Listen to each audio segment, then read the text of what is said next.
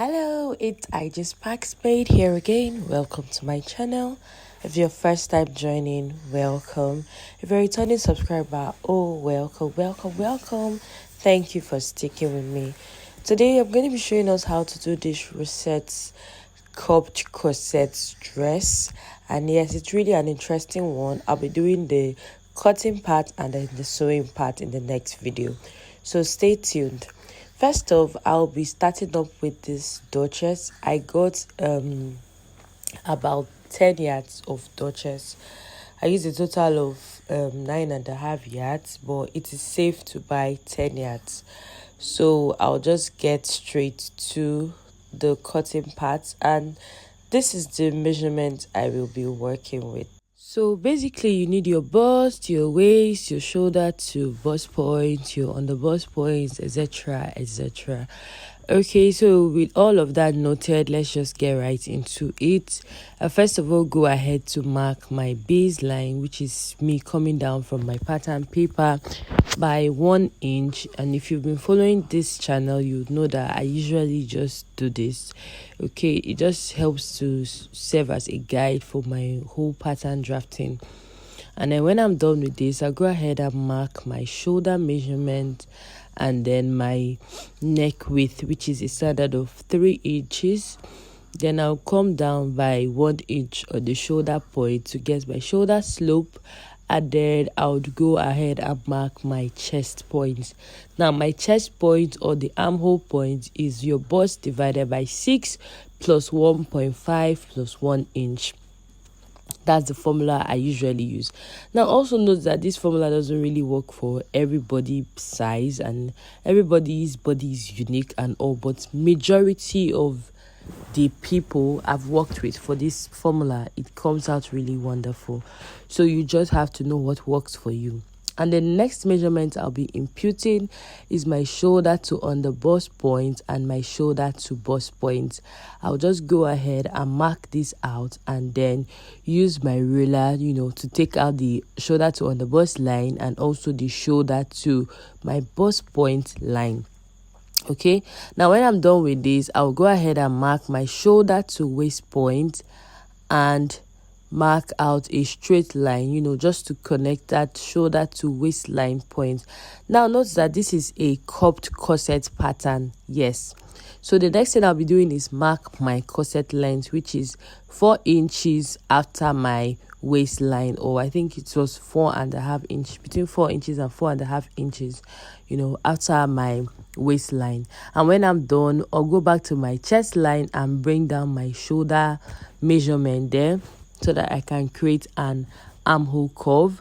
And then from my waist to hip line, I'll just go ahead and use my pencil and put my shoulder to hip line just fainted on that part, because I do not want the line. I'm just using it as a gauge, to get my corset shape. That's the corset top shape, okay, because we don't want our corset getting to our hip point. Now when I'm done with that, I'll go ahead and mark my waist plus my that allowance on the waist, and then I'll go ahead and mark my bust divided by 4. Remember, your waist is divided by 4 plus the bust allowance, and then I'll go back to that hip line that we can't see and do my hip divided by 4 and just mark, just to act as a gauge, to connecting our corset top. Yes, just to give that corset top a nice shape. Then when I'm done, I'll go back to my shoulder line and create a midpoint coming by 1/2 inch, and then use my curve ruler to curve that part. When I'm done, I'll go ahead and mark my neck depth, which is 3 inches by 3 inches. That is for our standard front neck depth and width. Okay, now when I'm done with the front pattern, I will just quickly rush and do the back pattern. On our back pattern, I did the same thing. My neck width, shoulder point, come down by 1 inch, and then mark my back neck, mark my back neck, which I came down by 1 inch, and then connect to my neck width on my back. And when I'm done with that, I will just bring down my shoulder point down to the chest line area just to create my armhole curve at the back. And then when I'm done with this, I'll be measuring the what I have here, coming in by half an inch. That is the midpoint of what I have. I came in by half an inch. Okay, then when I'm done, I'll just go ahead and mark my bust divided by 4. Now I'll put the same input to the back and then just connect my armhole curve. Now I'm sure that we are all familiar with the standard and basic pattern drafting. Okay, I'm just doing this for the purpose of those just watching this video for the first time. Then I went ahead to mark my back length, which was 14.5 inches. Now from my back length, I'll go to my front length, measure what I have from the waist to corset length and just impute it. This is because our back length is always shorter than the front length because there's no breast at the back. Yes, so that is why we always have a bust dart at this side. So after marking that, I went ahead to put my waist divided by 4 plus my dart allowance, and then on my hip line that you cannot see, I'm using it as a gauge, to just get my corset length. So I'll just go ahead and impute my curve on my corset length points. So this the whole hip length is just to help us get a good shape around the top length. Then I'll come up by half an inch on the sides of my chest point. This is absolutely optional. Then come in by 2 inches on the chest points and half inches on the corset points because we want to create a lacing bar. Then I'll still come in by 1.5 inches because my lacing bar coverage is going to be 1.5 inches wide. Yes, if you've watched my dartless corset or my transparent corset video, you would absolutely understand what I am doing here. When I'm done, I will go ahead and divide what I have left outside of the lacing bar area to get my dart lines. Remember that when we did the previous video, it was a dartless corset, but this cupped corset is with dart. Yes, it's with dart.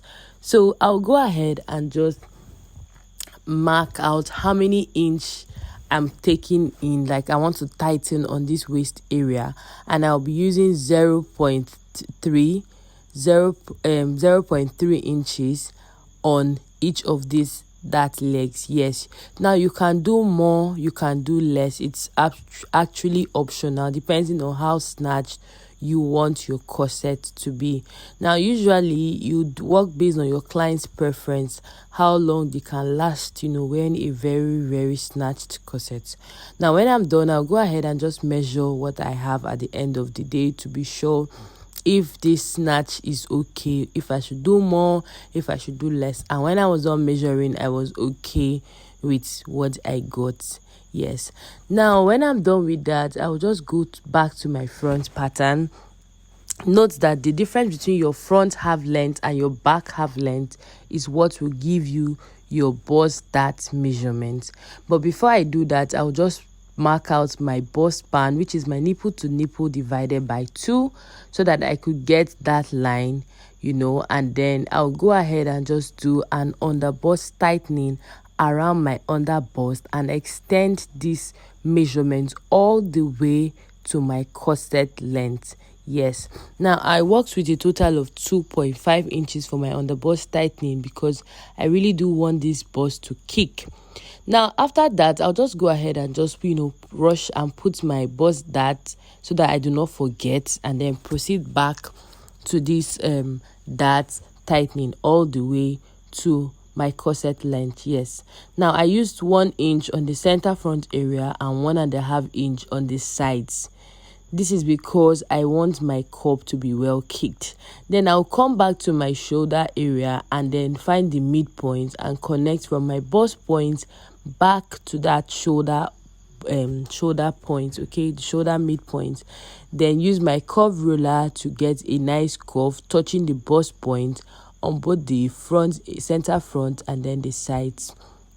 Now this is what it should look like when you've gotten up to this point. Okay, now the next thing I'm going to do is my overbust tightening. Remember, we've done our underbust tightening. Now to gauge my overbust tightening, I used my nipple span, that's my bust span divided by 2.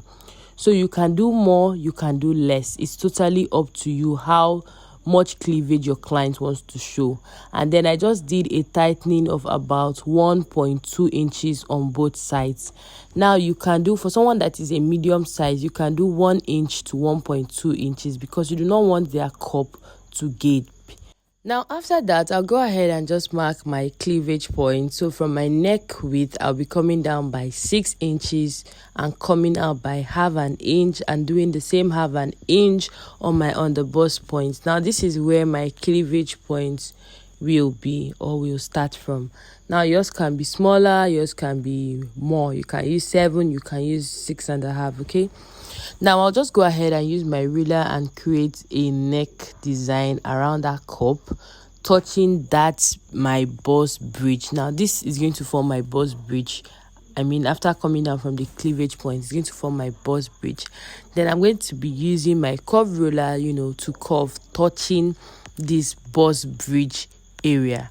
Yes, because we do not want our cup, to have a rectangular shape and the rest. We want it to have a curved shape.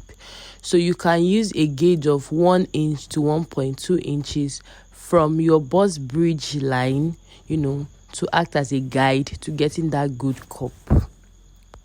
So for me to close my bust dart, I'll go ahead and open my shoulder dart so that I can close my bust dart, and then, I'll use that to reduce the pointy part around the cup. Yes, and we don't want our cup to be pointy, so this is an essential process. So if you're doing a bustier or whatever you're doing, just ensure that you close your bust dart and blend in or through in. Okay, you either blend or you through the cup area so that it is not pointy, so that you don't have a pointy effect. Okay, so now when I'm done with this, I will just go ahead to just finish up my main pattern. I want to be sure that what I have here is okay, or if I should add more or if I should add less to the sides.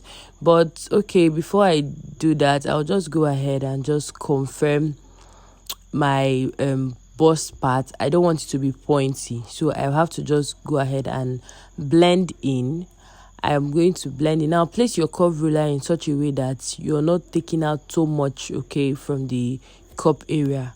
Yes, so when I blended in, I just went ahead to confirm my bra wire width. Now the distance from your bra wire on one part of your cup would help you form a good gauge at the side. So for this one, I had a total of 7.5, so I will just go ahead and place a curve back. Now remember that we came up by half an inch on the side. Yes, so I have to use that to complete up the side of my cup. Yes, now for this bra wire width, please, I have a video on a cupped corset on my channel. Please just watch it to really understand what I am talking about here. So I'll go ahead and just replace the replace the sides that I took out darts, because I still want to create another dart inside of this pattern. Remember that this is a corset with darts, so I need that replacement at the side.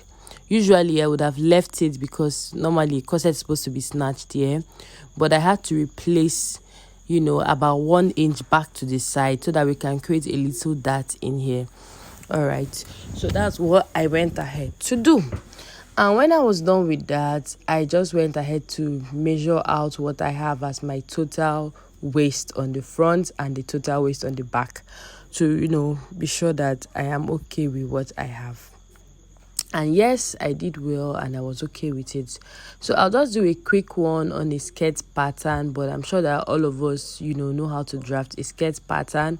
So I did my waist line, I did my hip line, and then the length of the skirts that I'll be working with is in the total pattern.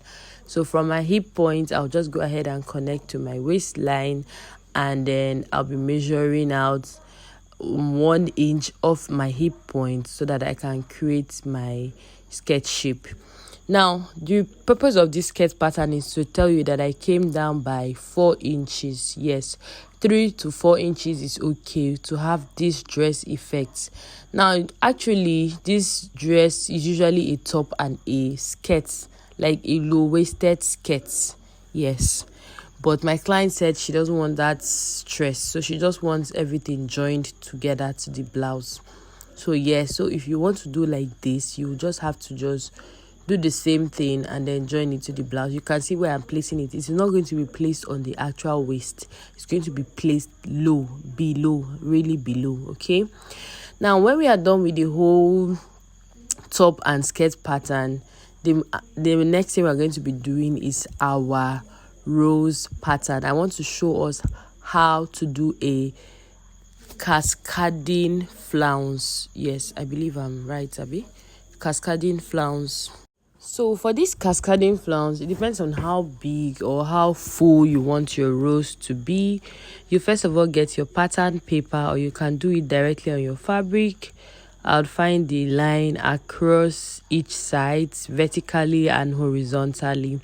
And when I'm done, I'll go ahead and use my ruler on that midpoint to mark 2 inches, 2 inches, 2 inches, and 2 inches. Okay, now when I'm done with these 2 inches, I'll go ahead and connect this mark, as though we are doing a radius for a flea or for a circle. I'll go ahead and connect this mark, but not touching one part of it. Yes, I will not touch one part of it. And then from that one part that I didn't connect all the way, I'll go ahead and mark, come down by 3 inches and link it up back to the other side that has a connection. And yes, that is the beginning of your cascading. So all you just need to do is continue with 0.3. Remember that we came down by 0.3 after the initial 0.2 mark. So I'll just continue with my 0.3, 0.3.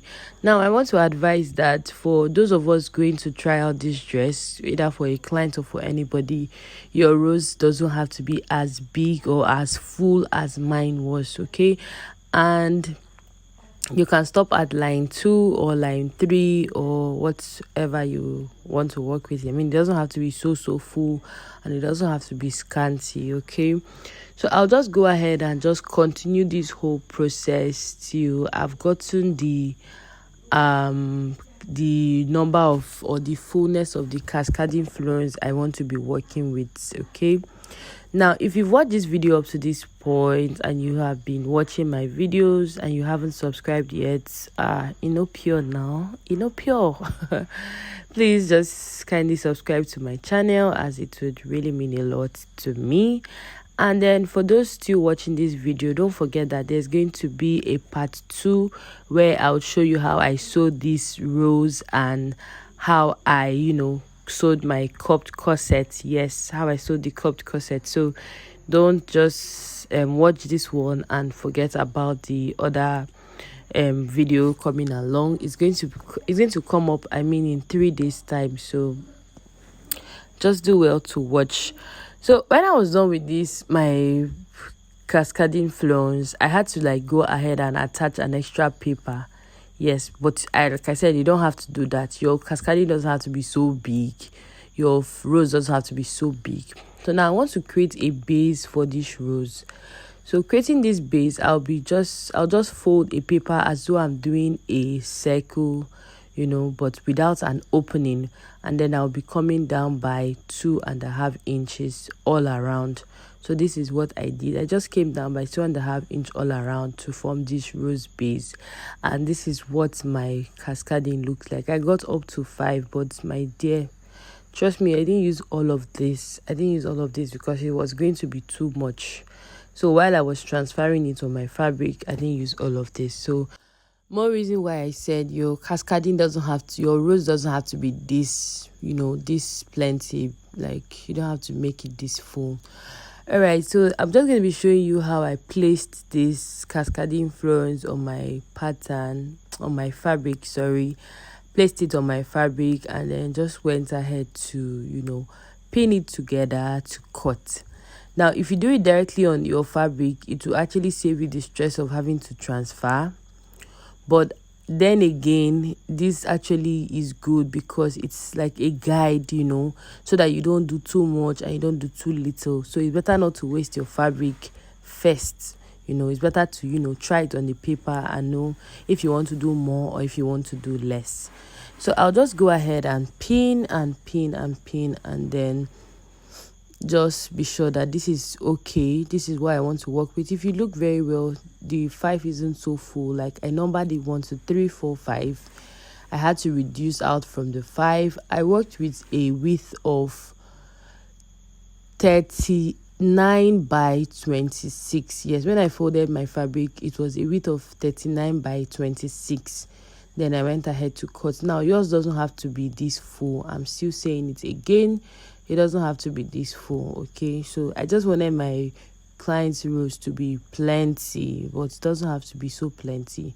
So this is what the result looks like, and I'll just go ahead and just cut out all of my pattern, cut out my skirt pattern, and then cut out the corset that we have already drafted, because on the next video I'm going to be doing a detailed sewing video on how I made my rows and every other thing. And this is just me, creating a 3-part cup for this corset. I want to believe that many of us already know how to do that, but you can just do 1.5 inch down on the center front area, 2 inches on the sides of your cup, and then 2 inches at the extreme end, or 1.5 inch as well. So it will work. Yes, it will work. So whatever method you do, right, you can do a 2-part cup, you can do the 3-part cup. There is no rule, there's no rule that if you don't do a 3-part cup, your cupped corset will not be fine. Yes, so there's no rule to that, but I just did a 3-part cup for this client. Okay, thank you so much for watching my video. If you haven't liked, please do so. Don't forget to leave a comment for me. Let me know if you enjoyed this video. Let me know if this video was as clear as I intended for it to be. Okay, so I'll just go ahead and finish up and cut out all of the pattern, and this is what it should look like. Remember that when cutting out your pattern, you're not separating your lacing bar area, but you're going to be using out from the lacing bar area. Yes, so when I was done, I just went ahead to just use my rose base, to just cut out the fabric I'll be working with. Now whatever you're doing for this rose base, that it's going to be by 2, because one is for the lining purpose and one is serving as the main fabric. And I would advise you to use either a soft wadding, to stay it, or a cotton hair stay. Okay, because we want it to be able to carry the weight of your rose. But for me, I used a soft wadding. Yes, you want it to be able to carry the weight of your rose. You don't want it to be, droppy. Yeah, so that's what I did here. So I just went ahead to just cut out this one, and then this is what we have here. Meanwhile, on our next video, we'll be seeing everything I did, to get this finished look. All right, thank you so much for watching. Don't miss my next video for anything. Yeah, don't miss it for anything. See you on the next video. I love you. Thank you for watching. Bye.